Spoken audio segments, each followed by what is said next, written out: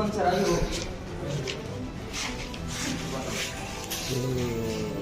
कुचल जवान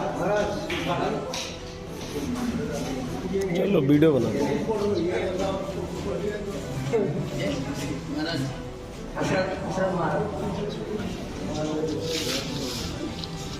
Manggilan Pawat.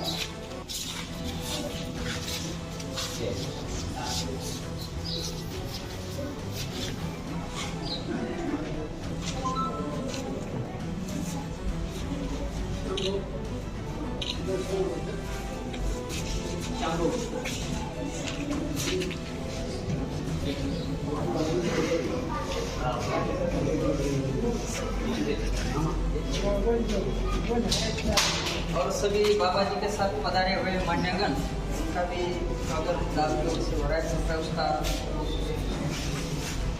स्वीकार करें।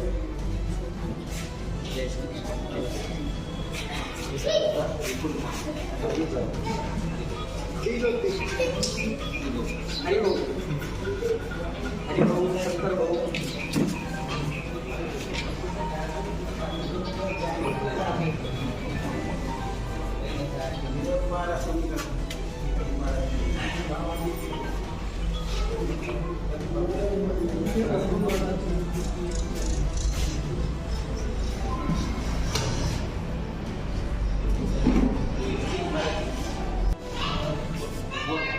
वार्ताहर सत्यसेन से नामदेव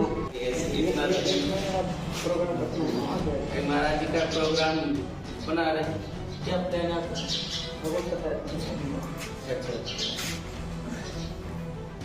अच्छा रहेगा ऐसे प्रोग्राम रखते जाएंगे तो अपने अपने एरिया के लोग यदि आकर वहाँ प्रोग्राम करते हैं तो और अच्छा रहेगा।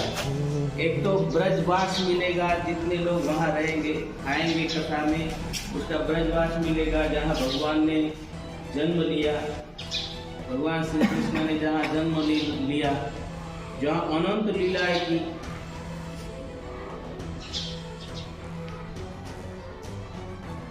पच्चीस साल तक भगवान वहां से बाहर गए नहीं। 25वें साल में द्वारका जी गए थे, तो 25 साल भगवान ब्रज से बाहर निकले नहीं। ब्रज बोलते हैं वो 250 किलोमीटर के एरिया को ब्रज बोलते हैं, ब्रज मंडल। तो ब्रज से बाहर गए नहीं, नंगे पैर गायों के पीछे, बाल बालों के पीछे पूरे ब्रज मंडल में घुसे। आज भी जहाँ जहाँ भगवान लीला किए हुए सभी स्थान वैसे वैसे है। अभी अपन तो केवल वृंदावन जाके आ जाते हैं, वृंदावन में ज्यादा प्रेम मंदिर दर्शन कर लेते, इस्कॉन मंदिर दर्शन कर लेते। कौन कौन आए वृंदावन ऊपर हाथ कर? बहुत सारे लोग तो आगे, पिछले साल बहुत सारे आगे थे और वो प्रोग्राम में आए थे। हमारे विठल बुआ तो वहाँ 2-2.5 महीने रह के आ गए।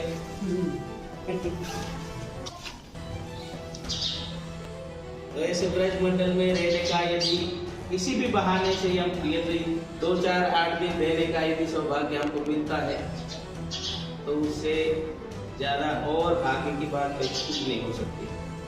वैसे जहाँ हम है वह कोई कम है नहीं, वैसे भगवान के पास है। आध्यात्मिक दृष्टि से देखा जाए तो सब कुछ हमारे अंदर ही है, परंतु वो अंदर वाला ही प्रकट करने के लिए, उसको साकार करने के लिए बाहर का माध्यम लेना पड़ता है।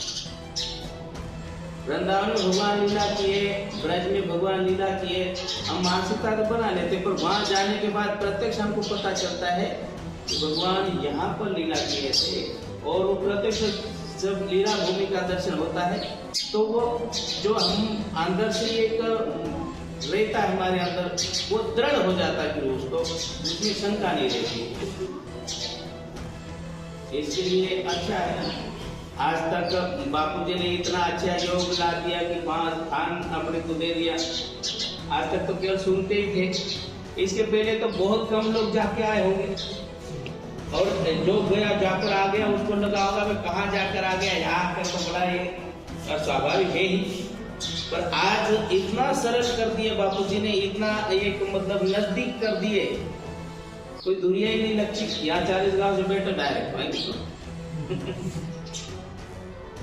तो ये बात है। इतना यदि सुयोग ये है तो इसका अवश्य हमारे रहते रहते उसका लाभ ले लेना चाहिए। नहीं तो जय श्याराम जिंदगी तो जा ही रही है।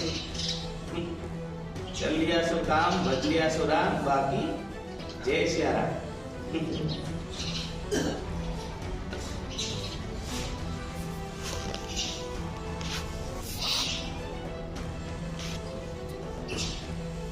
और जो धर्मा चौहान, जो इतना दिन उनका वास्तव्य रहा इस गांव में, उनका भी स्वर्गवास हुआ है। बहुत बड़े पुण्यात्मा हैं जो ऐसे समय में उनका स्वर्गवास हुआ और भगवान की कृपा से जितनी उम्र जिए, जाना तो है ही, सब लोग जाते ही है, यहाँ कोई भी लेने वाले नहीं है।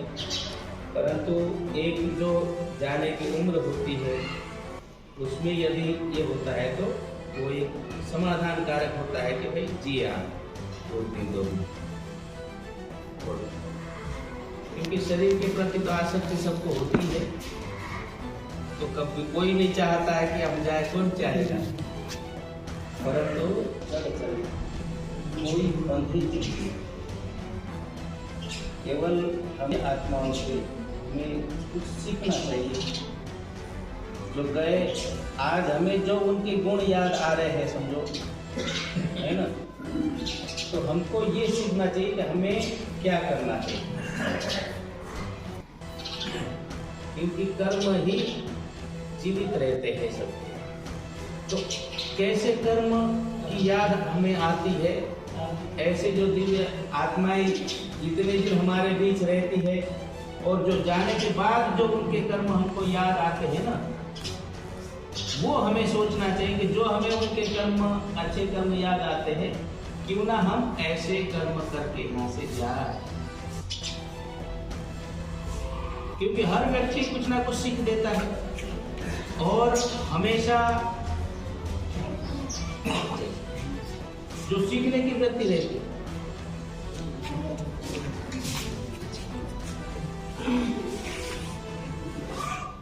चलो समय हो गया है।